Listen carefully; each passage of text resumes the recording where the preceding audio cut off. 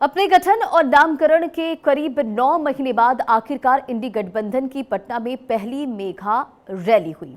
वो भी ऐसे हालात में जब इंडी गठबंधन में सीट शेयरिंग को लेकर खींचतान जारी है और पंजाब से लेकर महाराष्ट्र और पश्चिम बंगाल तक न सिर्फ गठबंधन की गांठ खुलती नजर आई, बल्कि गठबंधन की पैन इंडिया सूरत भी अभी भी साफ नहीं हुई है। ऐसे में पटना में एक ही मंच पर विपक्ष के कई बड़े नेताओं का एकजुट होना इंडी ब्लॉक के लिए पुनर्जन्म से कम नहीं है। देखिए रिपोर्ट।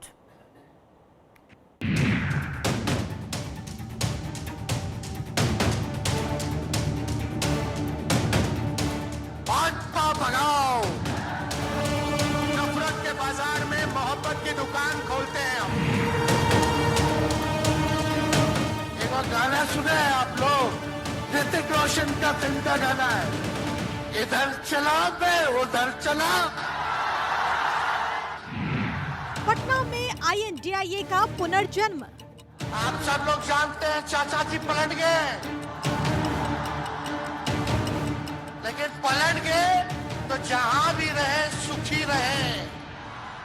पटना की तस्वीरें विपक्षी गठबंधन के पुनर्जन्म की तस्वीरें हैं। मुख्यमंत्री जी ने कहा था कहां से आएगा पैसा, अपने बाप के पास से ला करके वेतन बांटेगा। मंच पर राहुल, तेजस्वी, अखिलेश, विपक्षी एकता का सेट हुआ स्टेज। कुछ लोग टकराव, बिखराव, तकरार और इंकार के बाद आखिरकार महागठबंधन एकजुट होता हुआ नजर आया। हम कहना चाहते हैं माई के साथ साथ बाप की भी पार्टी है। और जब मंच पर राहुल, तेजस्वी और अखिलेश पहुंचे तो बिखरते से दिख रहे महागठबंधन का स्टेज सेट होता हुआ नजर आया। राहुल, तेजस्वी, अखिलेश की तिकड़ी बीजेपी के लिए कितनी बड़ी चुनौती।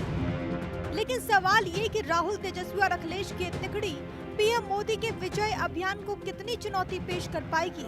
और ये सवाल इसीलिए क्योंकि आज जब तेजस्वी यादव की जन विश्वास यात्रा पटना पहुंची तो अपने जन्म के करीब 1 साल बाद मंच पर महागठबंधन की मौजूदगी नजर आई। बैठक में कांग्रेस की तरफ से राहुल गांधी और कांग्रेस अध्यक्ष मल्लिकार्जुन खड़गे तो मौजूद थे ही, सपा के मुखिया अखिलेश यादव और लेफ्ट दलों के नेता भी मौजूद नजर आए। इस दौरान सबने मोदी सरकार और बीजेपी पर जमकर निशाना साधा। खासकर जब तेजस्वी यादव ने माइक संभाला तो न सिर्फ केंद्र सरकार पर हमला बोला, बल्कि अपने पूर्व सहयोगी और बिहार के मुख्यमंत्री नीतीश कुमार पर भी तंज कसा। नीतीश कुमार के साथ छोड़ने का गम भी साफ नजर आया। एक बार गाना सुने हैं आप लोग, ऋतिक रोशन का फिल्म का गाना है, इधर चला मैं उधर चला, इधर चला मैं उधर चला, जाने कहां मैं किधर चला, अरे अरे फिसल गया। अरे चाचा जी, चलिए आप बुजुर्ग हैं, आपको यहीं से हाथ जोड़ करके प्रणाम। लेकिन एक बात तय है, जदयू 2024 में खत्म हो जाएगी। 6% की 6 रुपए की भागीदारी बनती। राहुल गांधी ने भी मोदी सरकार पर निशाना साधा और गठबंधन के मजबूत होने के दावे किए, जबकि अखिलेश यादव ने यूपी और बिहार की 120 सीटों पर एनडीए को मात देने का दावा किया।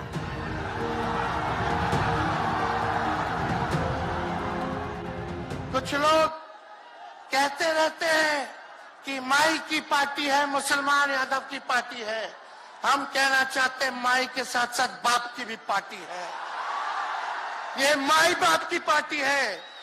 बी से बहुजन, ए से अगड़ा, दूसरे ए से आधी आबादी महिला और पी से पुअर यानी बाप, यानी माई बाप A to Z की पार्टी है ये। और माई बाप हमारी जनता है। आज देश में विचारधारा की लड़ाई है। एक तरफ नफरत, हिंसा, अहंकार और दूसरी तरफ मोहब्बत,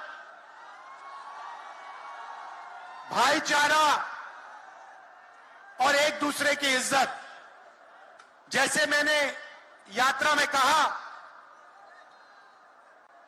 अगर आप गठबंधन को समझना चाहते हो